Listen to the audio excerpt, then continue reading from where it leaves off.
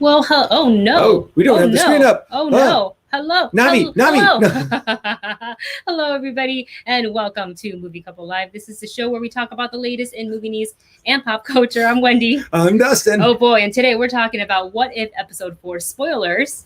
We're also going to be talking about Ghostbuster Afterlife being pushed back a week. And Shang-Chi's projected Labor Day weekend box office numbers, all this and so much more on today's evening show. A little different today. Thank you guys for hanging out with us, finding the time, of course, in your schedule to put down what you were doing or not, and continue to hang out with us. Many of you sacrificing some much needed sleep. Yeah. We appreciate your love and support. Thank you so much. I see Vanja saying it's 5 a.m. That where is I am. Dedicated. Oh my gosh. Dude. Thank you, Vanja. Thank you so much for joining us. And for Sonic Frozen fan, sorry, I have to. 2005. It's 11 a.m. in here. Good morning. I feel like Von just had his coffee and he's ready to go. Or you could be just running on pure energy, which we love as well. But the reason for kind of changing our show to so late is because today turned out to be kind of a busy day for the both of us. Dustin obviously had work, and I went and met up with two of my friends that I have not seen, one of which I have not seen in about 2 years, up to I think the last time I saw her was at the Mulan premiere. Oh, yeah. And that was March of 2020. And that was literally for a second. She just came over and said hi. And then we kind of parted ways. And then the other friend, I saw her briefly, ironically enough, both are Disney premieres, at the Shang-Chi premiere, but it was also just very quickly after the film for just a little bit. And if you follow me on social media, I posted the photo on my Instagram, and it's Trisha Hirschberger and Erika Ishii. And it was just so nice to sit down with the two ladies to catch up and have brunch. It was like, outdoor setting, safe. All three of us are vaccinated and continuously always getting COVID tested because it's part of our job to test negative so you can go and work. So it was just nice. It was just nice to see them. It was happy tears, and I love them both. We got a super chat flying in here from Marvin, so we're going to go ahead and read it out loud. Thank you so much, Marvin. Marvin, you're the best. Marvin writes, ooh, recommendations of the day. Ooh, Passion in the Desert. I feel like I've heard of this before. Life of Pi meets Castaway. Oh. Interesting. And then the second one is Squib by E.E. Martin. And it's a little bit like X-Files goes to middle school. Oh, so it's creepy? Oh, that's a little bit, because I feel like X-Files has a little bit of that, not creep factor, but it's, alien. Yeah, like a sci-fi mystery. Yes. Kind of a thing. And I like the way that the X-Files kind of has that thriller suspense, but with supernatural put in there. Mm-hmm. And then the final recommendation by Marvin is Forever Night. Knight. Not night like darkness night. Night like even though it would kind of sense, because he says that it's night. A vampire homicide detective. But I like that night with the night. It's just night. That's how I express night. Night. This kind of night, and it's a vampire homicide detective. Ooh, okay. It's like if Batman were to be a vampire. Ooh. Well, there's also a lot of people who've always thought that Batman was a vampire. Yeah. They're like, oh, he must be a vampire or something. Yeah. And another super chat. Oh, my goodness. Marvin, oh, thank you so much. Marvin writes, Erika Ishii, she is the star of LA by Night. Is that how you say LA by Night? Yeah, I think so. Night? Erika does a bunch of stuff. You may know her from all of her voiceover roles, from some of her on-screen roles. She's appeared on a couple of critical role. Not in the main campaign, but I think she did a couple of the ones where Taliesin ran the game. Yeah. Some of his Call of Cthulhu's. Yes. So very appropriate. So great to see her again, because we saw each other only briefly after the Shang-Chi, and it's just 5 minutes was not enough time to meet up and chat with her. So we finally was able to get everybody together. It was a good time, and it's still not enough time. We spent 2 hours together, and it's still not enough time. So we'll have to do it again real soon. But we love Erika Ishii, and she is amazing. One more super chat before we dive into our first piece of news today. And this one, of course, Chris's choice. Chris Mender. Thank you, Chris. Woo. Chris writes, Movie Couple Life After Dark. Pretty much. But still mostly all the PG. craziness of the day. But still mostly PG. What would happen in Return of the Jedi if Luke actually became the Emperor's apprentice?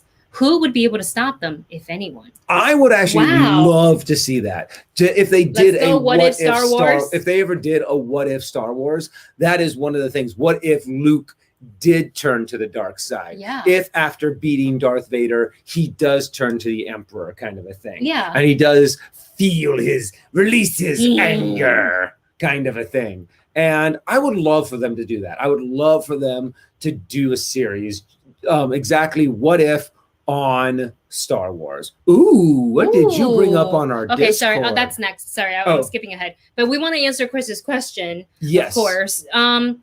What would happen is I think the balance would be thrown off because Luke is, I feel like, the chosen one, right? Yeah. The super powerful Jedi to cut down the dark side. So if he were to join the dark side, then that means they would have both Vader and Luke? No. Or this would be the dark side Vader would have been defeated. Oh, that's right. He would have been defeated. But I think it would be interesting because the whole rule of the Sith, the whole rule of two, is the fact that the apprentice will sooner or later overthrow their master. Mm-hmm. So there would be a point to where Luke becomes so powerful, he becomes more powerful in the dark side than Palpatine is. So we would now get a more powerful Sith Lord ruling the Empire. Yeah. Kind of a thing. So it would just, what would it then take for the light side to be able to overcome such darkness? Mm-hmm. And it would have to be like Leia or something. That's what I was thinking too. It'd be Leia because there's also that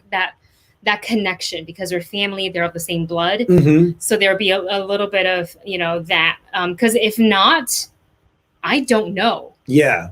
Maybe it becomes like a self-destructive thing. Like that's what happens if it's kind of like that whole flipping of the coin is the fact that one side's dark, one side's light. So it would just be the fact that the dark side would become too powerful, very much like the Jedi. Yes. And they would become either too dark and they would either topple themselves, because that's kind of what the theme is for the dark side, is the fact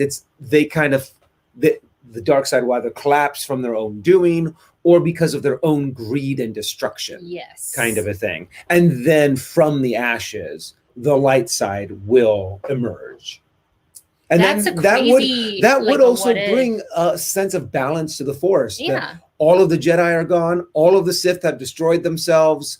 And all there is just this rubble of the universe. And it's kind of like the galaxy saying, well, we messed up. Got to start over now. Just wipe the slate clean. Because they don't care about. Or something, what is it? Like Luke starts trying to get so much more power and he tries to draw in so much of the Force that he almost like just obliterates the Force and in himself is destroyed. And then there is no one's able to tap into the Force anymore. Ooh, that's interesting. I like that theory because, and I also feel like the one person who could bring back Luke, I just don't feel like it can be Han Solo. No. There's not that. I mean, sure, they have like that friendship, but Leia is like, it's literally his sister. Mm-hmm. So that's a great question. Chris, thank you so much. Let's see. And then Shane says, Chris, that's not a bad theory. Marvin says, then Sidious would not have wanted Luke to be the apprentice, stick with Vader. Well, and there is something to be said about keeping Vader. True, he might not be able to be as powerful as Luke, but Sidious really does have Vader under his thumb. Yes. He really does have a lot of control over Vader because Vader can only get so powerful. So he's never really going to be a full challenge to Sidious. Yeah. But yet he is still insanely powerful. Yeah. Great question, Chris. Thank you so much, of course, luckily this wasn't one of this like this or that, because whenever Chris does it this or that, those are the hard ones. So I'm glad that we haven't gotten one of those in a while because it's like, ooh, I don't want to say the answer. Just to torture us a little bit. We haven't. But fun torture. It's fun. Yeah, it's fun. It's fun torture. As a fan, it's like, oh no, I can't think. I want them both. We got a super chat from Hello What 890. Thank you so much. Thank you so much. If you look in the general chat of Discord, my lightsaber came in. It arrived. That's the one that you got? That's the one that I would show you. That is sick. Look how bright that is. Lights up the entire room. And he says that if you can see where on his PC, in the back. Do you see? Oh, yeah, I can see his piece. Oh, really? Yeah, it's Oh. literally taken right now. He took a picture of us in the background on our show right now. So cool. That is hilarious. I am so happy that you're also now proud owner of a lightsaber. Mm-hmm. You have that one, do you not? Oh, the Darth Maul? Oh, no, you do. have Kylo's. I have Kylo's and lightsaber. You have Vader's. And I have Vader's, and I have Obi-Wan's, and I have Luke's, and I have... Do you have Luke's? It's the one that I've kind of beaten to hell because that was the one that I used. Oh, the Force Effects. The Force Effects lightsaber that I used for so many special events. Yeah. I've got Anakin's and both sets of Ahsoka's. Mm-hmm. And like just one from just a generic green one from Ultra Sabers. Back when Ultra Sabers first got started, and it was all PVC, and you actually had a button that went click click. Yeah, click click. But you know what? Durable as hell because I bought that 10 plus years ago, and it still works. And like we a beat charm. the living heck out of it. Yeah, we beat it up. So yeah, the interesting question here from Austin Patrick, who writes, in your opinion, who will win in a fight, Thor or Superman? Answer on 3. 1, 2, 3. Superman.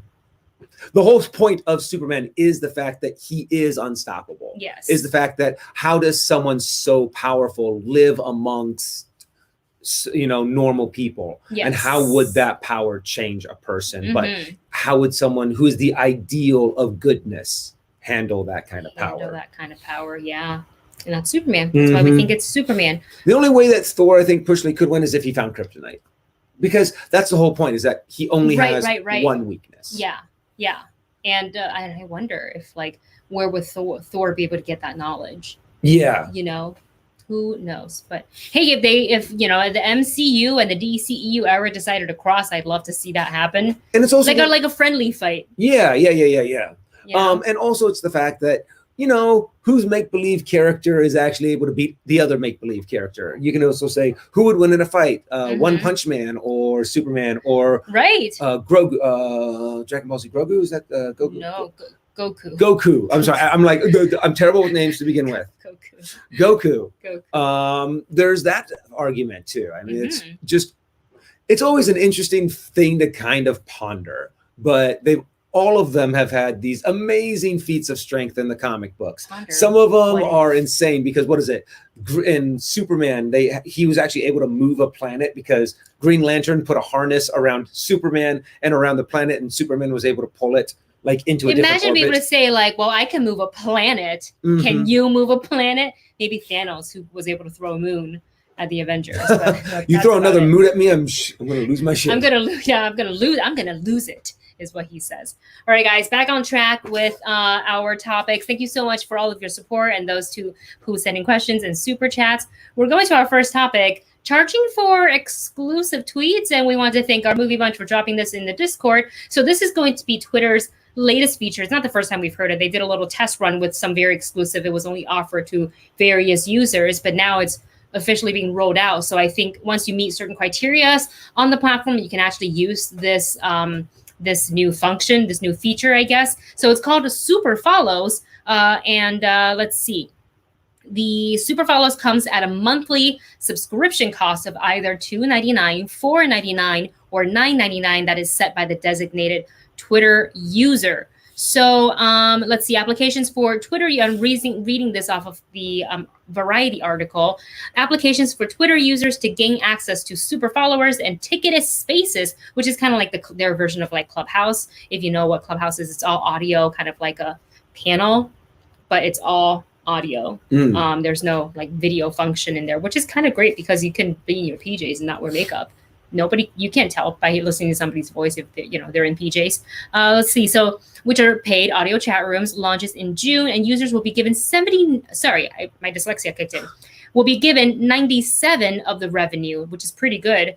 That's really good. Generated from monetized features after in-app purchase fees. However, once an individual user makes $50,000 in lifetime earnings from Twitter, then the company will take 20%. Oh wow! Yeah. Okay. So that then it becomes like big hefty, 20%. So to become eligible for the Super Follow wait list, you would need to have at least 10,000 followers. You have to be 18 years old and have tweeted 25 times in the last 30 days. So this New feature. Oh wow! So you almost have you do have to tweet just about every single day. Yeah. So if you're an avid Twitter user, you tweet all the time, and you have the followers numbers, I guess. And if you're over 18, then like if you want to use the feature, go ahead and apply. So this new feature is meant to kind of further drive conversations between the users and the creator, I guess, the tweeter to make money while providing content to their biggest followers. So and it can be anybody on the platform. You can be a musician, you can be a journalist, you can be an actor, you can be an MBA, you can be anybody from all walks of life. I'm still real curious on how well, I don't think this is going to work, because normally people don't want to pay for like maybe a couple sentences or a couple blurbs of information. And also, does that mean if you put out a normal tweet that you still have to pay for it? You have to put the tweet out in like one column, and then you have to put the super tweets. Mm-hmm. We'll call them, I like the super tweets. Super tweets. We'll call them super tweets in a different one. And then only the people who are subscribed. I find it to be a little, because Twitter is designed for that mass public to get everyone's attention, as many people, as many eyes and ears on that tweet or that sentence as possible. Putting this little subscription thing on it, I think is going to change Twitter a little too much. And I don't think the users are going to accept that. Yeah. It might work. I might be completely wrong, but it doesn't seem like the two fit. I can see like, having a Patreon and then having a Twitter. Right. But it looks like they're trying to smash two things together that don't mix. Yeah, I think the exclusive tweet parts, I'm having a hard time wrapping my head around that. I can see people paying for like a ticket at Spaces, like the audio chat room, because what if you have a really cool guest on to talk about various topics? Mm-hmm. Like that can be cool, and that could be essentially like a paid thing. But a paid tweet, to me personally, I'm already not on Twitter that much. I tweet every now and again. You guys know, but I don't tweet. I used to tweet way more often back in the days, but I feel like now I think I've always preferred Instagram because I'm more of a visual person. So I just like looking through my friends' photos. That's really it. With Twitter, I feel like sometimes you put an opinion out and people are like, and I'm just like, well, it's an opinion. It's not. Yeah. It's not a fact. You can still go see this movie and enjoy it for yourself if I don't like it, and vice versa. So anyways, that's just our quick thoughts on the super tweets, super follows. Super twats. Super tweets. Whoa. Sorry. I know it's after dark, but we're not going to go. I'm already starting. No. My brain is just going. It's shutting down. Yeah, shutting down. For the night. It was right along the same, as Snuckles. Oh, gosh, Suckles. Suckles. You said Snuckles. I can't even get the one. I can't even get my own mistakes right. That's a new one. Oh, my God. That's just so funny. Super chat flying in from Marvin Martin. Thank you so much. Who writes? Thank you, Marvin. Gotta hit the bed. Oh, thank you so much. But Instinct. Another recommendation from our friend Marvin here.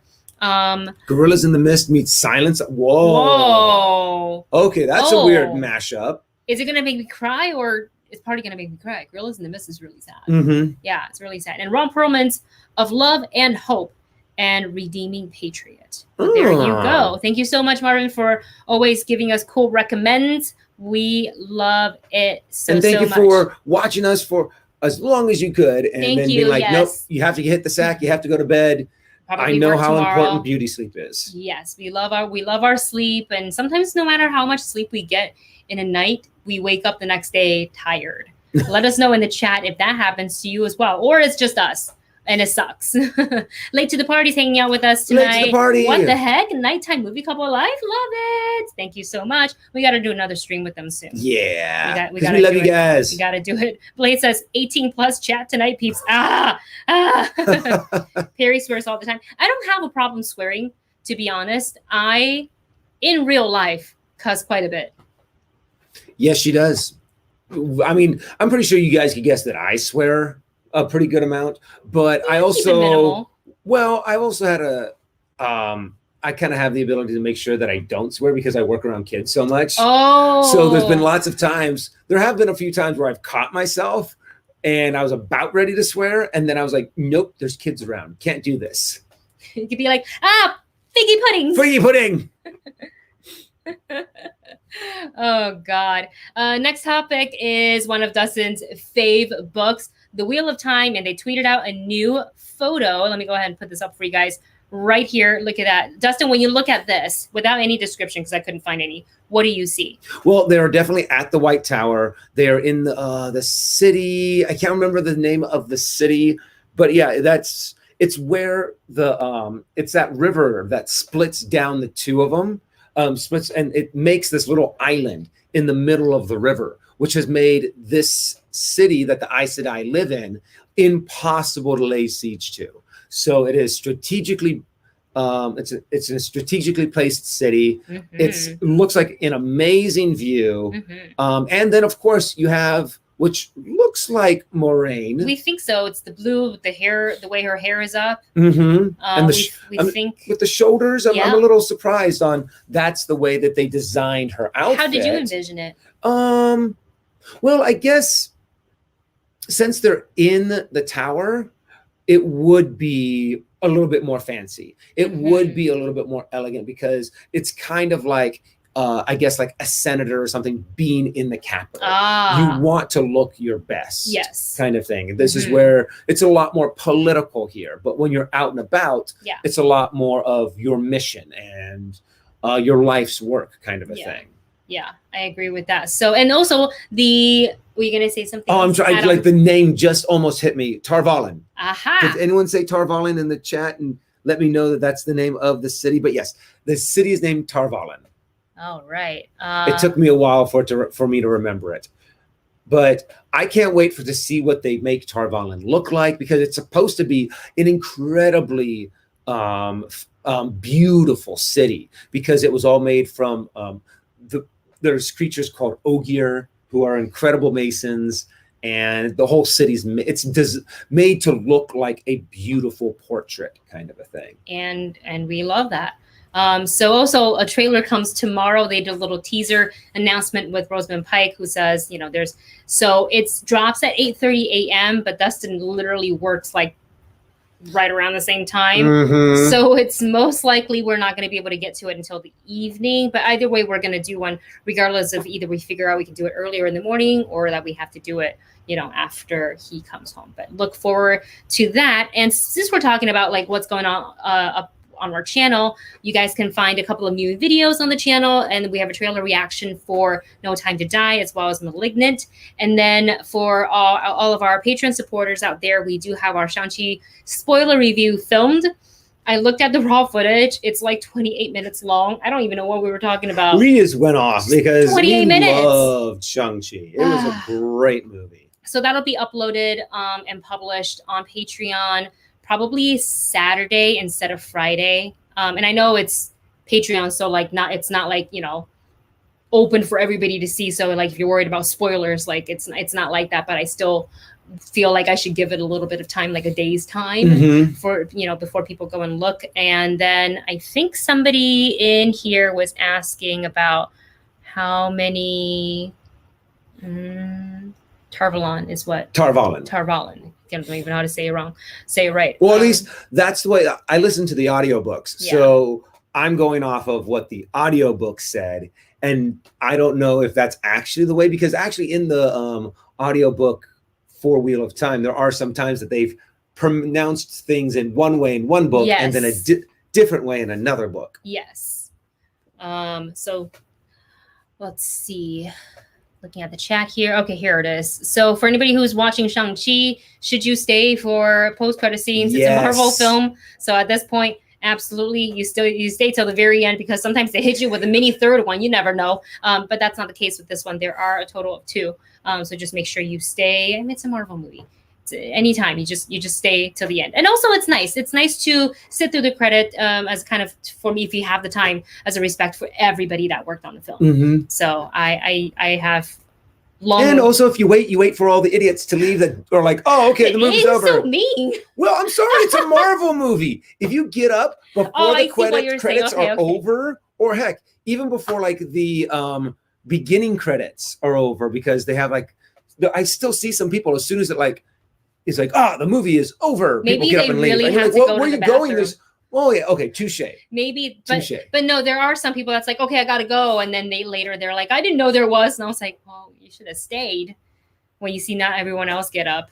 All right, you guys. So moving on to our next thing, which happens to be a Shang-Chi topic. So we know that the film is opening September 3rd or Friday, or like, I guess it's like some of the traditional like sneak peek nights or whatever. It's technically Thursdays at 7 p.m. Oh yeah. They do that. So the projection is for this film, because there's been, I like to say, a good amount of promotion for this film. There's promotion everywhere. But I don't know if it's because it's everywhere or because I'm in this bubble of like everybody who loves Marvel films or superhero movies are so excited and talking about it. So I don't know if it's that or it's me actually seeing it everywhere. Because even with my Twitter and my Instagram, like I follow the actors, I follow Marvel, and I follow DC, so you like when they pump out marketing, I see it all. However, it is being released. Obviously, this is Labor Day weekend, so it's being projected between the U.S. and between U.S. and Canada. They're projected to have a opening weekend record of 45 million to 50 million at over 4,200 theaters, and that beats the previous title holder, which is 2007's Halloween, which made 30.6 million. Now, I will say, outside of the pandemic, that number would be way higher. Oh yeah. If it was not the pandemic, that number of projection would be way higher. And when we go to certain topics that we're going to talk about later, it makes sense that a lot of studios are pushing them back. Yeah. It's like they've seen what happens to movies that get brought out only in theaters, and they're not even breaking $100 million. And if you spent over $100 million, it's not. Oh, definitely not. It's not because of that. It's because people are not yet. It's not.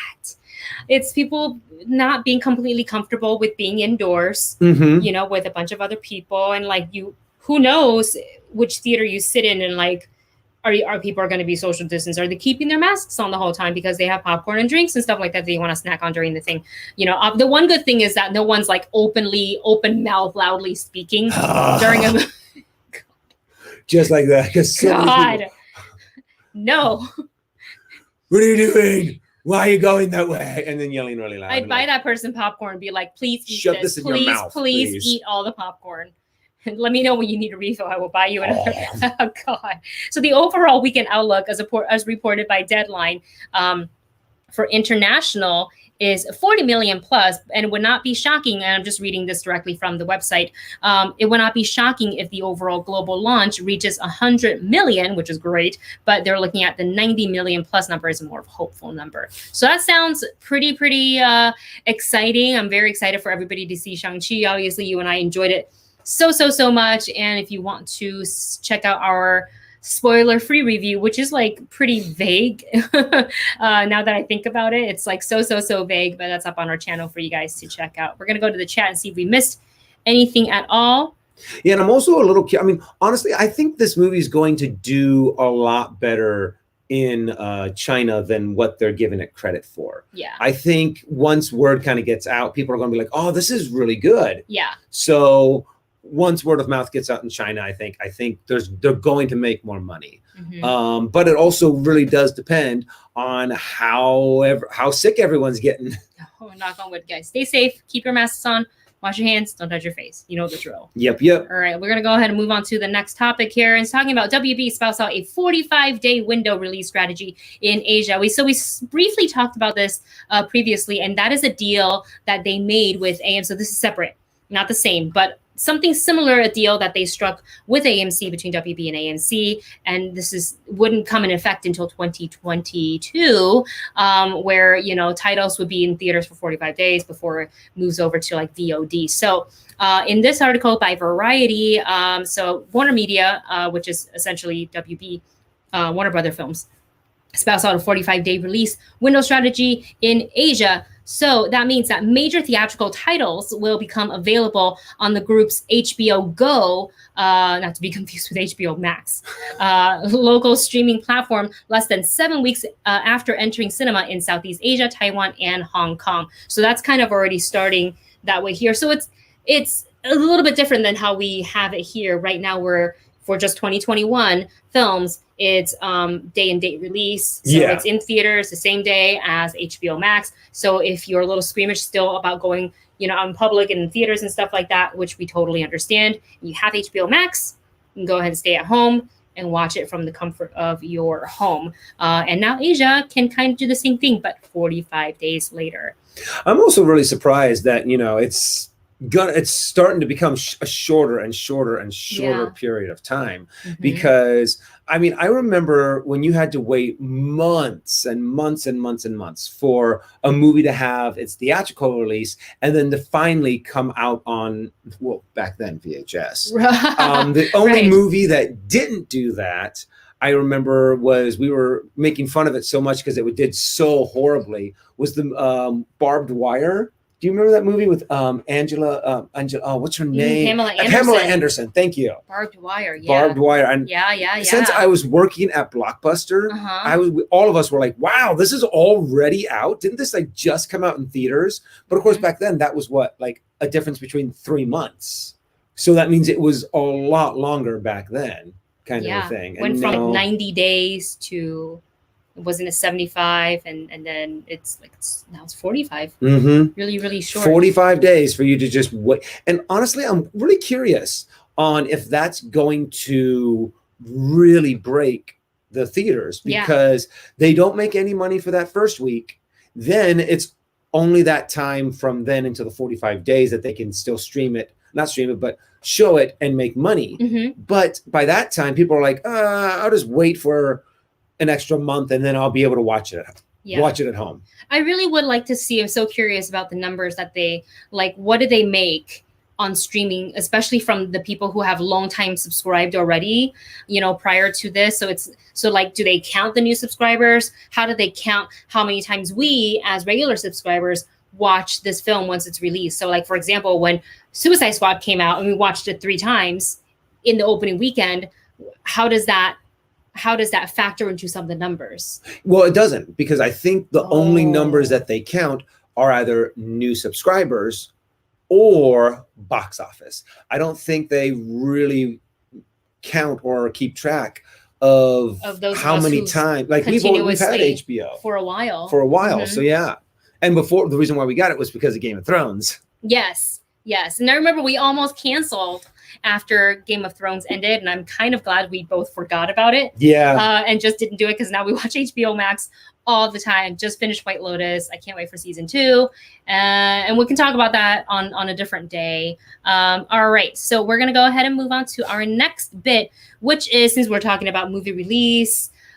So this is a little bit of a bummer. So 3 movies have been delayed, and that includes Ghostbusters Afterlife, Top Gun Maverick, and Mission Impossible 7. So we'll start with Ghostbusters Afterlife, which has been delayed. But luckily, it's still coming out this year because it's only been delayed for 1 week. So it's not as big of a deal. And honestly, I can kind of see why they did this. Because if you come out the week before, I think that's the week before Thanksgiving. I think so, or at least, maybe at the least, it's 2 weeks before Thanksgiving. Yeah. So it would make sense if you can build up a hype, if you can build up people going, oh, this movie's great. So when Thanksgiving comes around and people are out and about, they're going to go see it during that Thanksgiving rush. And you had already built up that kind of word of mouth. I'm trying to think. Hopefully they'll be able to make a lot more of their money back. But I can't wait for Ghostbusters Afterlife.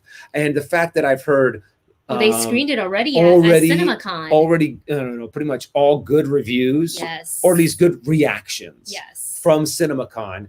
And I can't wait. I'm excited to see it. Even though that one scene with all this little Stay Puft Marshmallow Man looks incredibly creepy and disturbing. I love marshmallows, and that scene makes me not want to like marshmallows.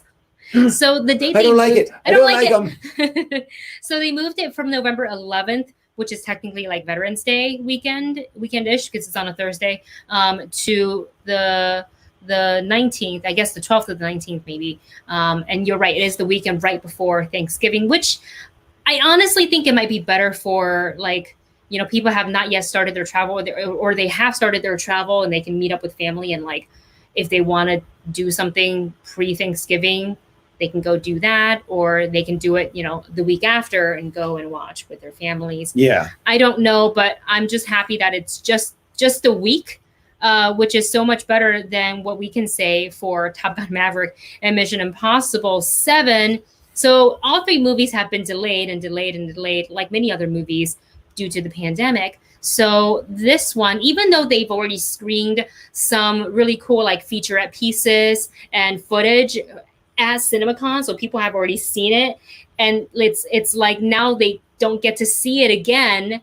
They can talk about it if they want to, but they don't get to see it again until 2022. So let me just take a look here.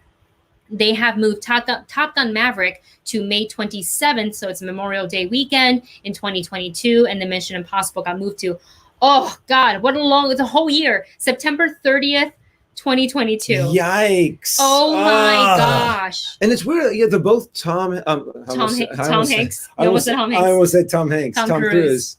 They're both Tom Cruise movies, and it would make sense if Tom Cruise is like, no, we're pushing these movies back, because I'm pretty sure he has a lot of sway over some of the decisions made with Top Gun. Yes. And we know he has the sway in Mission Impossible. It's like his movie. Movie fan in all caps says Top Gun 2022 May. No. Oh God, yeah. This is honestly really disappointing, but I think I understand the kind of the business mind behind it. If this is why they're making the shift, is, if they release it this year or early next year, pretty much the pandemic could be hopefully better by 2022. Like, that's what I want. But like, how viruses can get in the winter time. That's, people call flu season. Like, there's a flu season for reasons, because the virus thrive a little bit better in like this type. That's why there was a season, and we saw the spikes last year with COVID around like the colder seasons. So this time though, we got the vaccine, it's rolling out, people can take it, and people by this point are very, very used to wearing masks, and other places have put in mask mandates and social distancing mandates, as long as, in private businesses and whatnot. So I would like to say we as a society have learned how to deal with it a little bit more, how to navigate through this pandemic. And maybe that's why they're hoping that once they shift it, it can probably be an exclusive. Well, I think it was going to be anyways, exclusive theater release. But hopefully by pushing it back, that means everybody would feel way more comfortable being indoors inside a theater. And who knows, maybe we won't even have to wear masks by then. Yay! That would be great. Because look, guys, I like you guys know, we talk about this all the time. I don't mind wearing masks. I don't have a problem. I have like 7, 8, 9 of them, and they go with most of my outfits. Sometimes I want to buy more because I find this one outfit that I'm just like, none of these masks actually match. So I want to get another mask just to match one outfit. I do have to admit, at work, I have to wear it the whole time. His whole shift. And it is, I've been doing pretty well with it, but there have been moments throughout my shift where I start kind of having this little bit of, you can't breathe as well. A little bit of an anxiety. You can breathe. I'm always going to wear one while it's necessary, but as soon as I don't have to wear one and this thing's gone, I'm going to be like, yay! Yeah. Throw it like how they throw at the graduation, the hat. Yay! And then pick them back up, just put them in a drawer somewhere. So we paid money for those. We're not just going to throw them away, okay? We don't waste not. Mm-hmm. Oh gosh. So movie fan says, when I wear a mask, I don't even know I'm wearing it, so I'm fine with it. Yeah, exactly. And after a while, it does kind of just disappear, and you kind of forget that you have it on. There's been plenty of times that I like hopped in the car and I'm driving, and I'm like, oh wait, I don't need to have this on. In your own car. Sometimes they keep, if I went out somewhere like grocery shopping, and then I get back in my car, I actually will leave it on, because one is a short drive home, and 2, it's just so I don't have the urge to like touch my face, and if I do need to like itch my face for whatever reason, I can do it through the mask. Yeah. So I'm not touching my face, because I am that is one thing that I do like, is like if my face itches, I'm just like, haha, I'm not touching my face, I'm touching the mask. just like do this. Like, all right, you guys, we're gonna go ahead and move on to our final segment here, and that is what if episode 4 spoiler review. I don't remember, because he kind of has his hands. That reminds me of the Stray Kids Thunder, because they do the da da da da. Sorry, I was trying to do like the Doctor Strange. No, I know. I'm just all about Stray Kids lately, because they had their comeback and they had their first win. Just that song is so good. Okay, so you guys know that we normally do our spoiler reviews for What If on Saturdays, and there's a reason why we decided to move it to tonight's show, it's because we're actually not going to be streaming this Saturday. It's my birthday weekend. So we're just going to take the time to like relax and probably just eat a bunch of cheesecake. Because what else do you do on your birthday? Junk food. Junk food galore. Lots of boba tea. It's going to be so great. So since we're not going to have a Saturday stream, we thought this is probably the best time to do it, because otherwise we have to make you guys wait until next Wednesday to talk about it. But then it'll be kind of confusing because in episode 5 will be out. So let's go ahead and dive into What If episode 4 spoilers. If you haven't watched the episode yet, you're entering spoiler territory. We don't want anything to be ruined for you. So we have to say goodbye for now. Thank you so much for hanging out with us for the first half of the show. And as we move on to What If. So the title for this week is What If Doctor Strange Lost His Heart instead of his hands? And you and I took that title very literally, as one of the comments pointed out in our reaction video, because we literally thought if he crashed, the car, instead of him losing his hands, he physically like I don't know, like some sort of like projectile pierced his heart and he had to get emergency surgery. I thought what they were going to try to do is like combine a little bit of Tony Stark's story a little bit with Doctor Strange's story. I was way off. But you did figure this out early on, is by his heart, it means his love, and that is Christine, voiced by the one and only Rachel McAdams. And if I'm not mistaken, this was not Benedict Cumberbatch. It was Benedict Cumberbatch. I don't know why. I was listening to it and I was like, it sounds like a really good impression of him. That's because it's him. And it's because it's really him. That's because it was him, it was Tilda Swinton, and it was Benedict Wong. Mm-hmm. So it's really Benedict Wong I was able to pick out. That you're like, that's Wong. Unmistakable voice, for sure. He needs to do voice. Audiobooks. Yes. Him, Jeffrey Wright, everybody. Mm-hmm. Yeah, just audiobook. I'll buy it. I'll buy it specifically for that.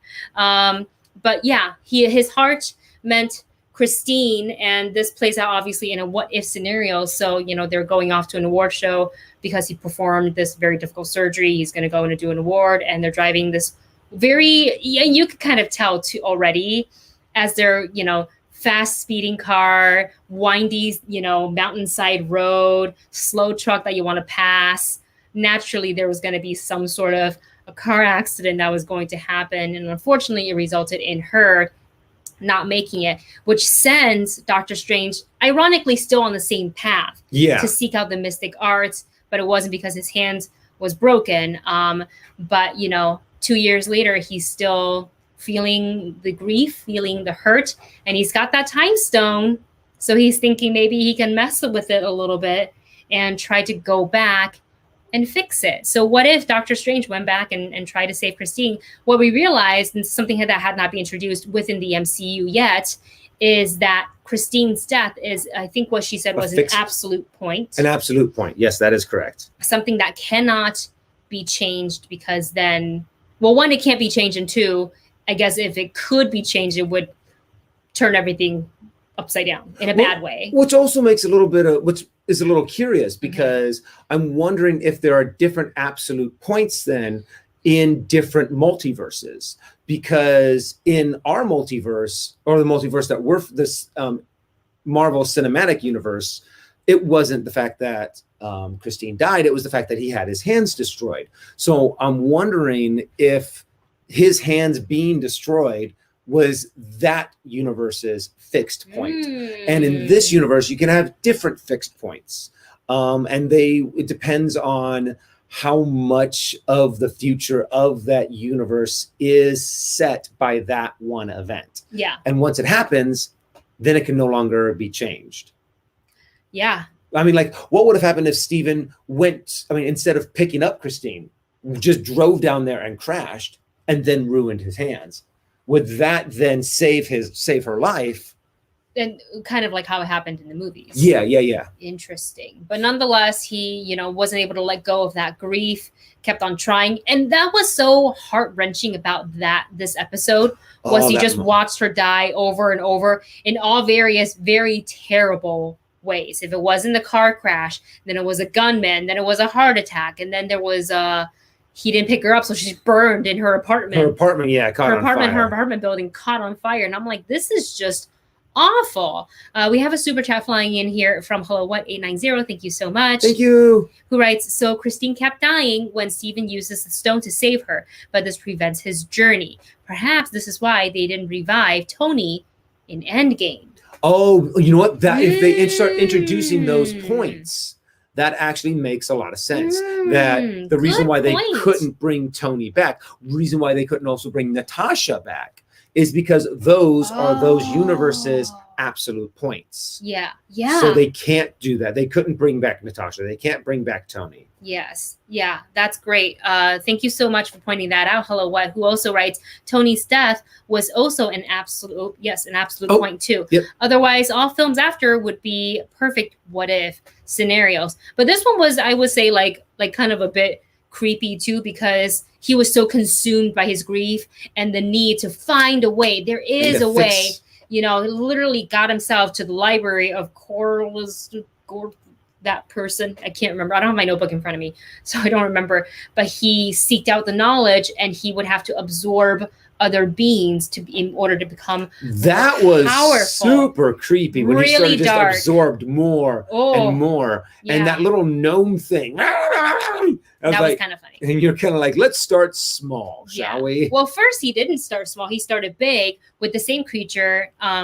Adam, Movie Bunch Adam knows the name. I don't remember it, but it's the same creature that we saw in the Captain Carter episode. Yep. Kind of like Cthulhu, but not Cthulhu. Because they really kind of just, with the tentacles. And that kind of went badly. And he was like, okay, we'll start small. But later on, he did consume that being as well. And it just, you know, once you saw him, and actually I have a picture so I can show you guys. I know you guys all have seen the episodes, but what evil Doctor Strange looks like. Well, actually that's not so That's bad. when he's just about just when he has that back collar. Yeah, so this is after he ate the bug. Well, he didn't eat the bug. He was like, I don't like bugs, but I I'll draw take the line cape. of bugs. Yes, but it's actually, here it is.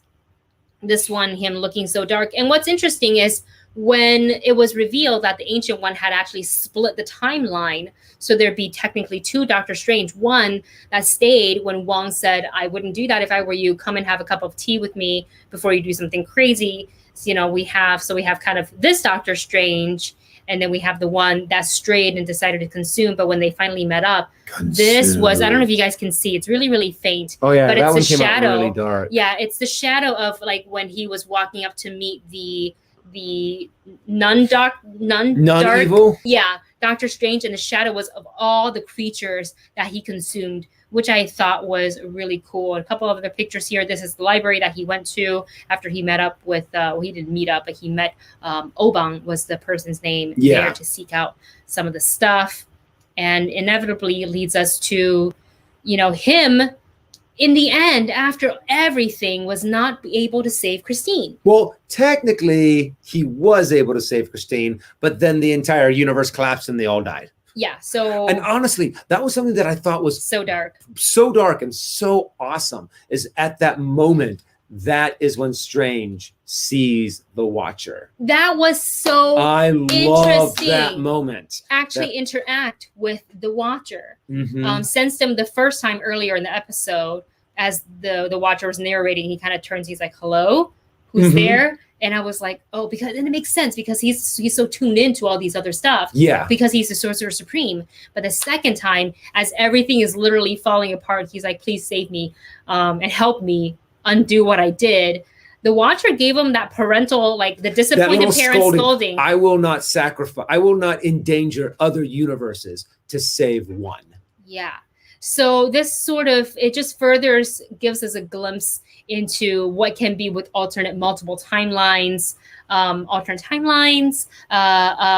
multiverse, things like that. And I think that's like really cool. I was low key hoping, but I kind of in the back of my mind knew they wouldn't be able to do this. But I wanted to see if this episode would give us a glimpse into what we could potentially see in Spider-Man No Way Home. Yeah, well, Spider-Man No Way Home, or even Doctor Strange in the Multiverse of Madness. Yes. I mean, it makes a lot of sense. I mean, what would happen if during all of this multiverse, what is it called? Multiverse journey that they're going through in either No Way Home or in Doctor Strange, if they come across this Doctor Strange, and he's just concealed in his bubble, and it's just him holding back oblivion. Which is, oh, wow. What a cool episode. I love that it got really crazy weird. It got really crazy dark. I love that because it's really great in all these what if scenarios. So it's like, what if the quote unquote good Doctor Strange doesn't win? Yeah. What happens then? And everything is destroyed. He doesn't get to be with Christine anyways because everything is gone. It's really crazy. Hello What says the crazy part is that the Watcher also represents us, the movie/TV viewers too. We're also watching the movie or episode along with the Watcher, and we can't do anything as well. We can just sit there and scream at our television. Yeah, exactly. That's all we can do. So we're scolding him too. Why would you do that? Yeah, come on, Doctor Strange. You were warned. You were warned by multiple people. Smack. Stubby1 Kenobi says. Stubby1 Kenobi? Stubby instead of Obi-Wan. I love it. Stubby1 Kenobi says, this will lead to Ultron winning in a universe, then invading the multiverse, forcing Watcher to interfere and bring heroes we've seen to fight him. Ooh. That is true. I'm wondering if they're actually if there's going to be a moment to where the Watcher has to intervene. Yeah. He's like, okay, this is now a threat that can threaten multiple realities. It's kind of like, but then again, why didn't he step in with Kang the Conqueror? It's like the Eternals. Why didn't they step in when Thanos did the thing? We'll have to wait and find out when those movies finally come out. November, please don't move it. Please don't move it. Yeah, it's really, really great. Well, you guys, thank you so much for hanging out with us today. We know it was a quick, just a little under the hour show, but it is a work night for us, for him specifically. So we're going to go ahead and take off, but we want to say thank you so much for hanging out with us, for all your super chats, all your awesome comments and questions. And of course, just spending the time to hang out with us and listen to us jibber jabber about crazy theories and Marvel stuff and whatnot. So with that said, we will see you not on Saturday, but in a future video. So we will see you in a week. In a week, yeah, for a live stream. We will have, I'm trying to think video output. We will have the Wheel of Time trailer reaction out sometime tomorrow. Not exactly sure if we're able to handle it in the morning because our schedule may not match up. But you will get one by end of day for sure. And then probably part 2 of the Avengers Campus vlog. And then after that, it'll be back to normal release schedule. So we will see you then. You guys, we love you. Stay safe. Eat well. Eat lots of cheesecake for me this week. What is with the birthday cheesecake? I don't know. I like your favorite cheesecake. I just really want a cheesecake right now. We have to go to Cheesecake Factory. I go to Cheesecake Factory. You guys, we love you. We'll talk to you soon. Bye.